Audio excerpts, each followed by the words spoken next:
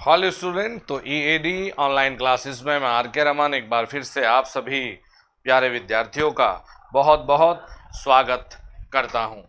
चलिए विद्यार्थियों, तो एक और अच्छे टॉपिक पर चलते हैं। देखिए, लास्ट क्लास तक में हम लोगों ने देखा है कि ये स्किन इफेक्ट क्या होता है।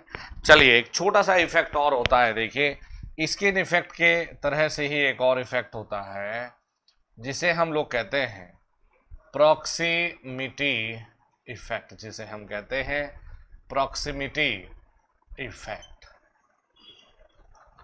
क्या नाम से जानते हैं? देखिए, प्रॉक्सिमिटी इफेक्ट। तो देखिए विद्यार्थियों, क्या होता है यदि हम ये कहें कि देखिए ये कहाँ होता है? जब लाइन में दो या उससे अधिक कंडक्टर होते हैं। जब लाइन में दो या उससे अधिक कंडक्टर होते हैं तो आपको ये ध्यान देना है कि अगर हमने ये कहा कि दो कंडक्टर है और उनमें जो धारा बह रही है वो सेम दिशा में बह रही है। प्रॉक्सिमिटी कब होती है? जब दो या दो से अधिक कंडक्टर इस्तेमाल कर रहे हैं। तो धारा अगर बह रही है ये इस दिशा में, इसमें इन दोनों में देखिए धारा बह रही है, यानी कि समान दिशा में धारा बह रही है। तो अगर मैग्नेटिक फील्ड की हम बात करते हैं तो मैग्नेटिक फील्ड बनता है, अगर ये ऊपर जाएगा, देखिए क्लॉकवाइज डायरेक्शन में। कैसे? क्लॉकवाइज डायरेक्शन में। तो मैग्नेटिक फील्ड कैसे आ रहा है? देखिए क्लॉकवाइज डायरेक्शन में, राइट। तो यहां अगर इनसे हम लोग ये जाने, इन सभी से हम लोग एक इक्विवेलेंट बनाए तो देखिए हम इसे कुछ इस प्रकार से बना सकते हैं। हम इसे कुछ इस प्रकार से बना सकते हैं कि यहाँ क्या है? देखिए क्लॉकवाइज, तो यहाँ भी क्लॉकवाइज, यहाँ भी क्लॉकवाइज। तो मैग्नेटिक फील्ड, यानी कि यहाँ से हमने देखिए ये, यहाँ से ये देखिए मैग्नेटिक फील्ड ये आएगा और फिर ये इस पाथ को पकड़ लेगा, क्योंकि ये यहाँ होगा और इधर से भी ये। तो यहाँ ध्यान देना है कि अगर हम ये देख रहे हैं, ये बनाया विद्यार्थियों हमने, तो यहाँ मैग्नेटिक फ्लक्स जो लीकेज है वो कहाँ पर ज़्यादा है? बाहर की साइड पर। तो यहाँ ये देखने को मिलेगा कि जो ये लाइन है, जो ये साइड है, यहाँ पर रिएक्टेंस ज़्यादा हो जाएगा, या ये कहें कि यहाँ पर इम्पीडेंस ज़्यादा होगा। यानी कि इस साइड में इम्पीडेंस ज़्यादा है, लेकिन कंडक्टर के ये वाले जो साइड है यहाँ पर इम्पीडेंस कम है, इम्पीडेंस कम होगा। क्यों होगा? देखिए इम्पीडेंस ज़्यादा यहाँ, क्योंकि यहाँ मैग्नेटिक फ्लक्स की जो लाइन है वो ज़्यादा है, तो मैग्नेटिक फील्ड यहाँ पर ज़्यादा, यानी कि इस साइड में इंडक्टिव रिएक्टेंस, प्रेरक तो प्रेरणघात, इंडक्टिव रिएक्टेंस ज़्यादा होता है, ज़्यादा होता है, राइट जी। तो यहाँ जब हम देखेंगे कि इस अवस्था में यहाँ पर इम्पीडेंस कम है तो करंट देखिए यहाँ से बहने लगेगा। करंट कहाँ से जाएगा? जहाँ से देखिए कम इम्पीडेंस होता है, तो करंट हमारा यहाँ से बहने लग जाएगा, करंट यहाँ से बहने लग जाएगा। और यही कहलाता है, देखिए, अनइक्वल करंट का डिस्ट्रीब्यूशन। करंट का अनइक्वल, यहाँ पर कुछ और है, यहाँ पर कुछ और है, तो ये कहलाता है, देखिए, प्रॉक्सिमिटी इफेक्ट। चलिए दूसरा केस जानेंगे। अगर हमें ये दिया गया हो, ये कोई एक कंडक्टर है, ये भी कोई एक कंडक्टर है, अगर इसमें एक में धारा ये दी गई हो और एक में धारा ये दी गई हो, मतलब कि अपोजिट में दिया गया हो, तो इसमें मैग्नेटिक फील्ड किस प्रकार से आएगा? क्लॉकवाइज। इसमें मैग्नेटिक फील्ड किस प्रकार से आएगा? एंटी क्लॉकवाइज, राइट जी, एंटी क्लॉकवाइज। तो ये बनाया जी हमने,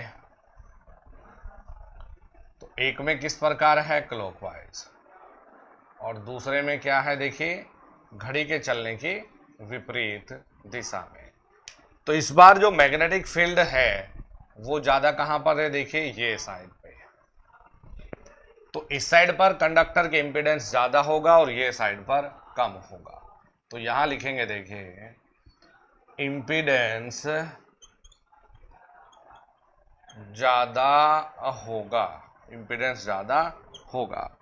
तो यहां पर देखिए हमने दिखाया है धारा बहेगी, धारा यहां से बहेगी।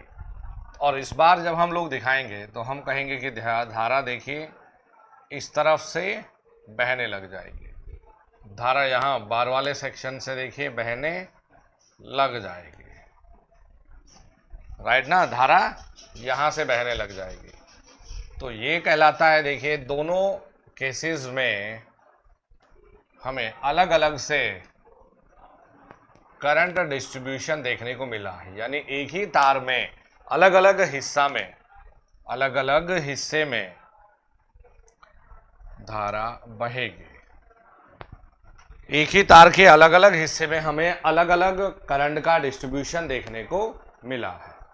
तो प्रॉक्सिमिटी इफेक्ट में अगर हम लोग ये लिखते हैं कि मैग्नेटिक फील्ड लाइंस के कारण, मैग्नेटिक चुंबकीय क्षेत्र, मैग्नेटिक फील्ड लाइंस के कारण या सिर्फ चुंबकीय क्षेत्र के कारण, मैग्नेटिक फील्ड के कारण तार में धारा का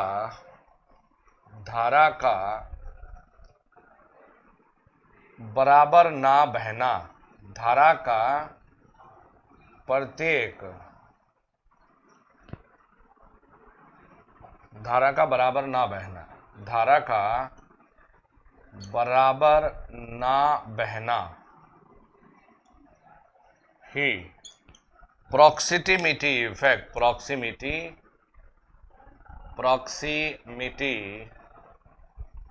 इफेक्ट कहलाता है। क्या कहलाएगा? प्रॉक्सिमिटी इफेक्ट कहलाता है।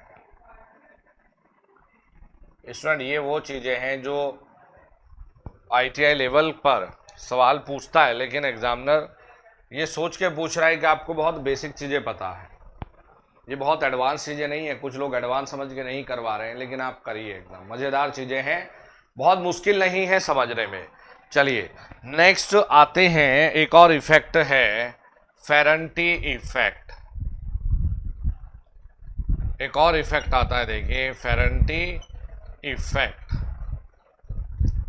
तो देखिए जी, हम क्या कहते हैं फेरेंटी इफेक्ट, यह है शॉर्ट ट्रांसमिशन लाइन में नहीं होता है। यह मीडियम ट्रांसमिशन लाइन तथा लॉन्ग ट्रांसमिशन लाइन में ही होता है।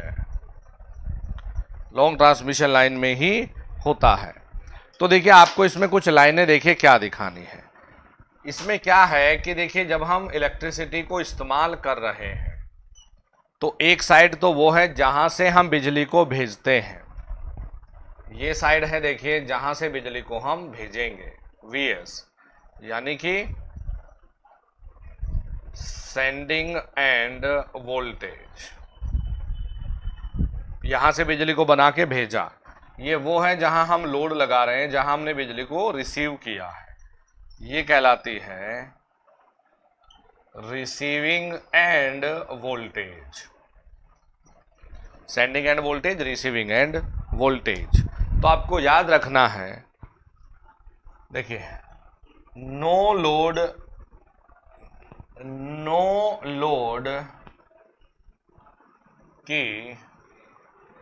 लोड या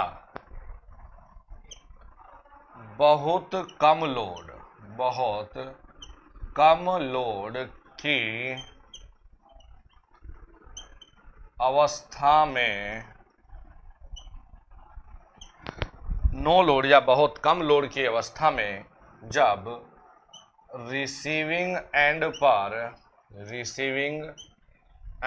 वोल्टेज सेंडिंग एंड वोल्टेज से ज़्यादा हो जाए तो यह फेरेंटी इफेक्ट कहलाता है। फेरेंटी इफेक्ट कहलाता है। कब विद्यार्थियों? जब ये रिसीविंग एंड वोल्टेज, भाई ये भेजा है तो हमेशा प्राप्त कम होनी चाहिए, लेकिन जब भी ये रिसीविंग एंड पर वोल्टेज सेंडिंग एंड से ज्यादा प्राप्त हो गई ना, तो इसे हम कहेंगे फेरेंटी इफेक्ट। फिर देखिए, दिमाग में रखना है, यह किसके कारण होता है? यह लाइन में लीडिंग धारा बहने के कारण होता है, जो कैपेसिटर के कारण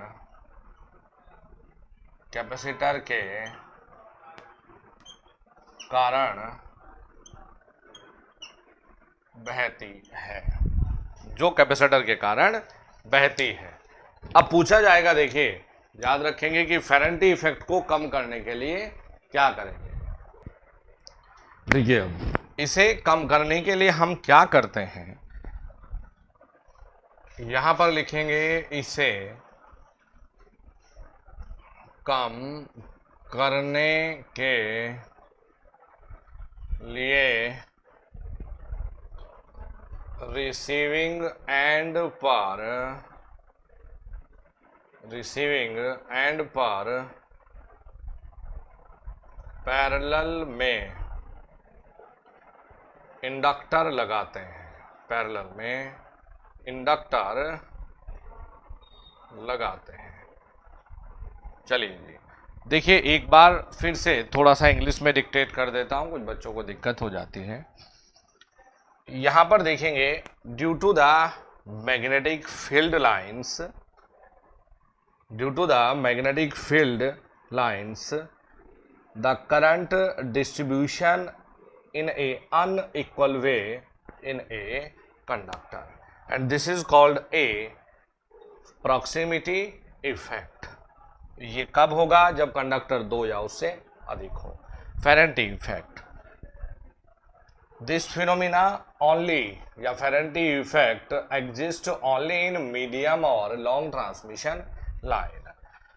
In a no load condition or lightly loaded line, when receiving end voltage is greater than sending end voltage, this is called Ferenty effect।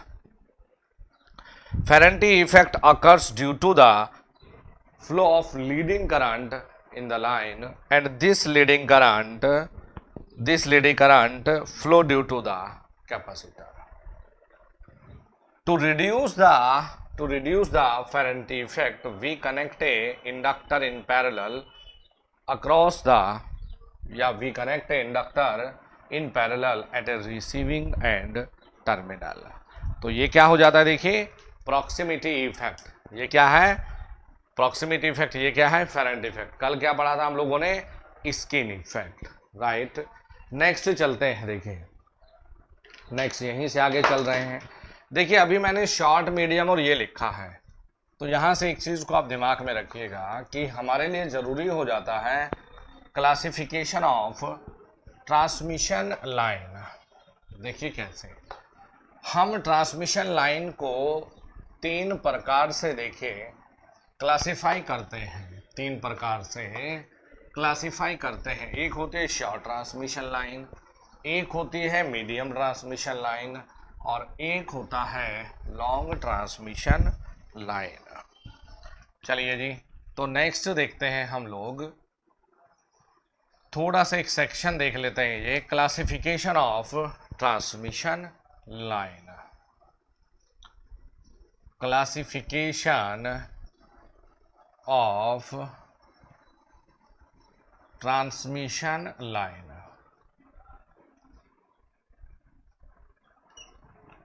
Classification of transmission line. तो अब देखिए क्लासिफिकेशन ऑफ ट्रांसमिशन लाइन क्या है। सबसे पहले देखेंगे short transmission line, फिर देखेंगे मीडियम ट्रांसमिशन लाइन, फिर देखेंगे लॉन्ग ट्रांसमिशन लाइन। देखिए शॉर्ट ट्रांसमिशन लाइन में जो दूरी है 0 से लेकर 80 किलोमीटर तक दूरी जब होगी तो ये आएगी शॉर्ट ट्रांसमिशन लाइन की कैटेगरी में। 0 से 80 किलोमीटर शॉर्ट, 80 किलोमीटर से लेकर 150 किलोमीटर तक मीडियम, और above 150 kilometre long transmission line. Voltage में देखिए 0 से लेकर 20 केवी शॉर्ट मीडियम, 20 केवी से लेकर 100 केवी मीडियम, और 100 केवी से ज़्यादा। ये क्या है देखिए लॉन्ग ट्रांसमिशन लाइन। ये क्या हो गया देखिए लॉन्ग ट्रांसमिशन लाइन। तो एक तो ये क्लासिफिकेशन बहुत इंपॉर्टेंट है। फिर देखेंगे क्लासिफिकेशन ऑफ ट्रांसमिशन लाइन के लिए, या ऐसा लिख लीजिए ट्रांसमिशन लाइन को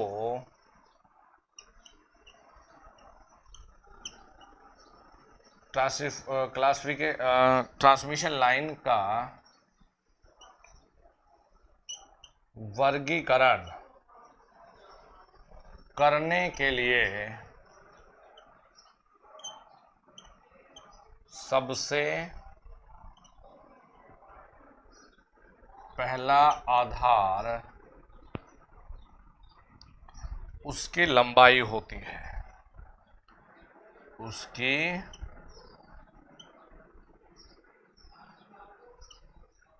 लंबाई होती है। ट्रांसमिशन लाइन का वर्गीकरण करने के लिए सबसे पहला आधार उसकी लंबाई होती है। किसके आधार पर करेंगे? लंबाई के आधार पर वर्गीकरण करेंगे। क्योंकि देखिए दो तरीके से आप वोल्टेज और लंबाई, तो सबसे पहला आधार क्या है? लंबाई है। चलिए देखिए एक चीज को और अपने दिमाग में रखिएगा, एक चीज को और अपने दिमाग में रखना है। देखिए विद्यार्थियों, होता क्या है, हमें कई बार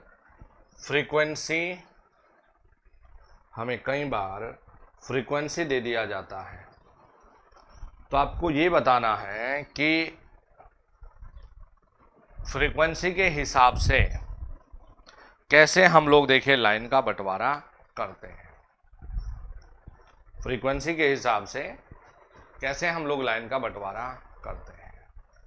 तो यहाँ क्या है कि अगर मल्टीप्लिकेशन जो दिया जाता है कि एफ ऑल एल का गुणा करके देखेंगे, अगर ये 1000 तक आता है तो ये आएगी शॉर्ट। ये क्या बनेगा? शॉर्ट। और अगर ये 1000 से 4000 के बीच आती है तो ये बनेगा देखिए मीडियम। और अगर 4000 से ज्यादा आती है तो ये बनेगा देखिए लॉन्ग। चलिए यहां पर एक चीज और मेंशन करेंगे, सर्ज इम्पीडेंस, सर्ज इम्पीडेंस। देखिए क्या लिखेंगे, सर्ज इम्पीडेंस का मतलब होता है जब ट्रांसमिशन लाइन में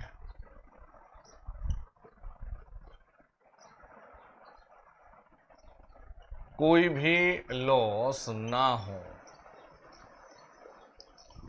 जब ट्रांसमिशन लाइन में कोई भी लॉस ना हो तो उस समय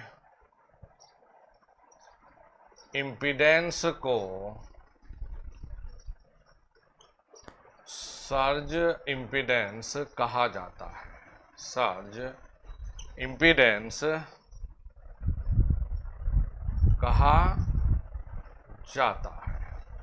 जब ट्रांसमिशन लाइन में कोई भी इम्पीडेंस ना हो तो उस समय इम्पीडेंस को सर्ज इम्पीडेंस कहा जाता है। सर्ज इम्पीडेंस का फॉर्मूला होता है L/C। क्या यूनिट है? ओम। फिर देखिए next, when transmission line have no losses then the impedance is called surge impedance. फिर नेक्स्ट चलेंगे, सर्ज इम्पीडेंस,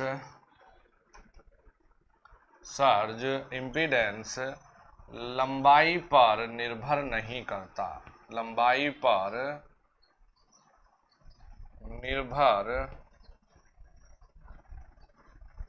नहीं करता है। सर्ज इम्पीडेंस लंबाई पर निर्भर बिल्कुल नहीं करता।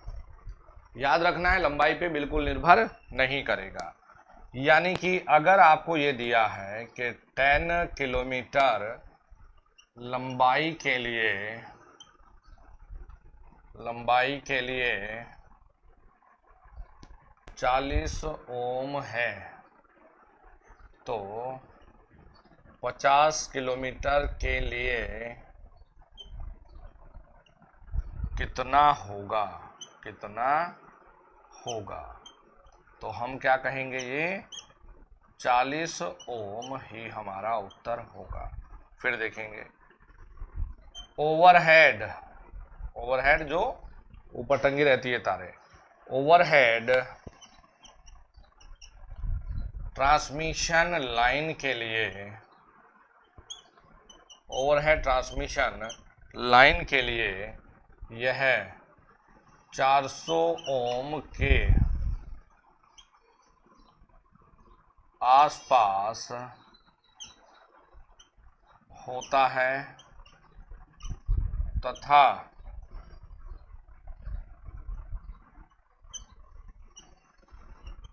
अंडरग्राउंड केबल के लिए यह 40 ओम के आसपास होता है, 40 ओम के आसपास होता है। तो ये सारे पॉइंट ना आपके इंपॉर्टेंट पॉइंट की कैटेगरी में है। एक एक चीज़ को पकड़िए और बस ऐसे ही ख़त्म करते हुए चलिए। तो यहाँ जो क्लासिफिकेशन ऑफ लाइंस है वो भी देखिए, यहाँ पर ख़त्म हो गया। ये बहुत छोटी छोटी चीज़ें हैं, छुड़ाने का मतलब ही नहीं बनता भाई, स्किप कराने का तो मतलब ही नहीं है। एक दो बच्चा इस कोर्स में ऐसा है कि जिसे बहुत जल्दी है, तो ये बता दूं कि इससे ज़्यादा जल्दी कोई कोर्स कराएगा भी नहीं आपका। ये कोर्स बहुत टाइमली, आपको बहुत टाइम मिल जाएगा, 1-1.5 महीना मिल जाएगा आपको अपना रिवीजन करने का।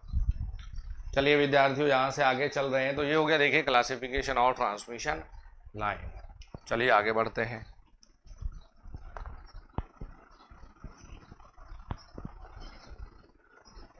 नेक्स्ट चलेंगे, देखिए हम लोग एक टॉपिक और होता है, देखिए नेक्स्ट है हमारा सैग। चलिए देखते हैं सैग क्या होता है, देखते हैं सैग क्या होता है। तो नेक्स्ट देखते हैं सैग, नेक्स्ट देखते हैं सैग क्या होता है। तो देखिए सैग विद्यार्थियों क्या होता है। सपोज ये हमारे पास में पोल या टावर है, ये हमारे पास में पोल या टावर दिए गए हैं, इसमें हमने ये सपोर्ट लगाया है। देखिए ये तार आपने देखा होगा ऐसे लटका रहता है, तार हमारा ऐसा लटका रहेगा। तो आपको ये ध्यान देना है कि पोल या सपोर्ट का मतलब आपको पता है खंबे खड़े हैं। अब देखिए सैग का मतलब क्या है। अब तार ऐसे लटक गया तो मतलब कि जमीन से, देखो ना भाई, अगर ये लटक गया ऐसे तो जमीन से जो क्लियरेंस है वो तो कम हो गई। देखो अब तो जमीन से कम बची ना दूरी। तो जब ये सिस्टम, देखो ये आपने देखा होगा, अपने घर के बाहर निकलो ऐसा कुछ देखा होगा। तो सैग का मतलब होता है इस कंडक्टर के सबसे निचले बिंदु से जहां ये बंधा है, ये दूरी क्या कहलाती है? सैग। ये दूरी क्या कहलाएगी? सैग। तो हम सैग की परिभाषा देते हैं, यह कंडक्टर के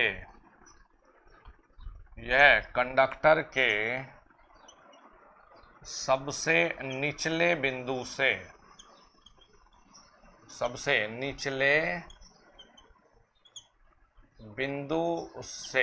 यह कंडक्टर के सबसे निचले बिंदु से जहां पर, यह कंडक्टर के सबसे निचले बिंदु से जहां पर यह बंधा है वहां तक दूरी होती, यह कंडक्टर के सबसे निचले बिंदु से जहां पर वह बंधा होता है दूरी होती है।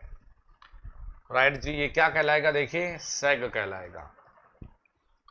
अब इसमें दो तीन चीजें देखिए देखनी है। सबसे पहले हम सैग पढ़ते हैं इक्वल सपोर्ट लेवल के लिए।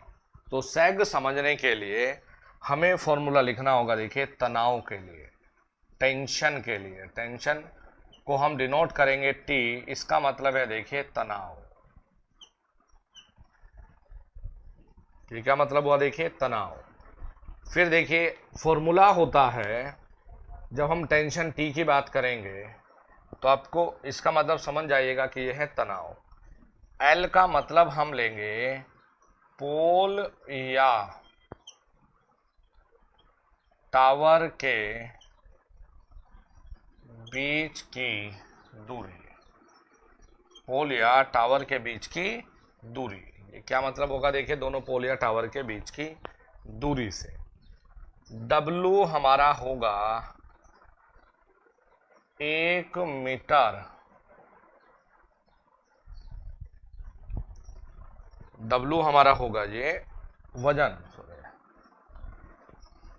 वेट, यानी कि वजन। राइट जी, क्या होगा? देखिए वेट यानी कि वजन। तो हम देखिए फॉर्मूला क्या पढ़ेंगे। हम फॉर्मूला पढ़ते हैं कि अगर हमने ये कहा कि ये मिनिमम पॉइंट ये था, ये बंधा है, हमें देखना है देखिए सैग। तो बीच की दूरी दिया है L, तो यहां से जो दूरी हो गई L/2, सैग एकदम मिडिल पॉइंट में आएगा ना जब दोनों का लेवल बराबर है। राइट। और यहां पर जो तनाव है ये दिखा दिया हमने, देखिए तनाव है T।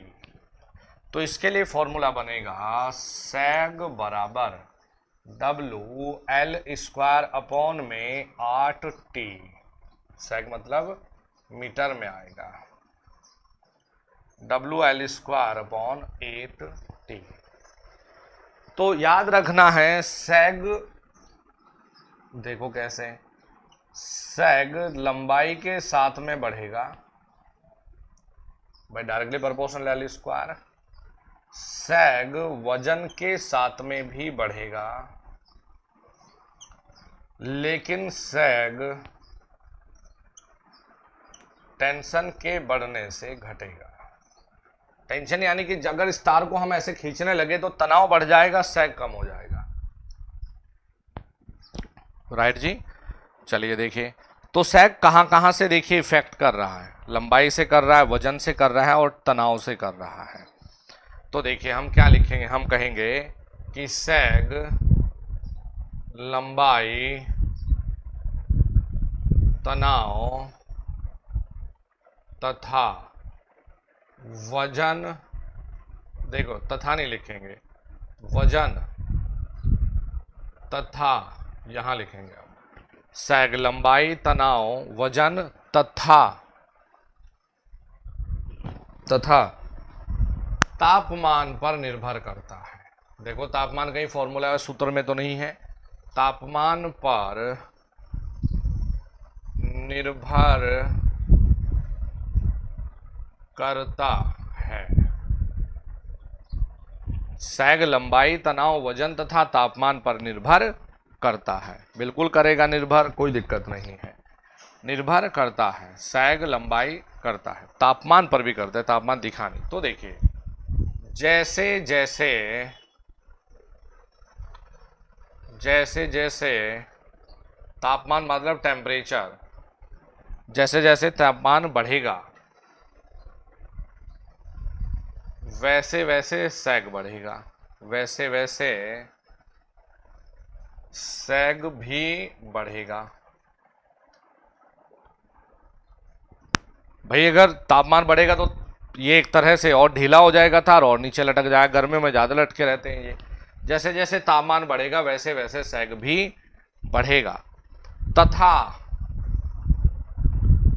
तापमान बढ़ने पर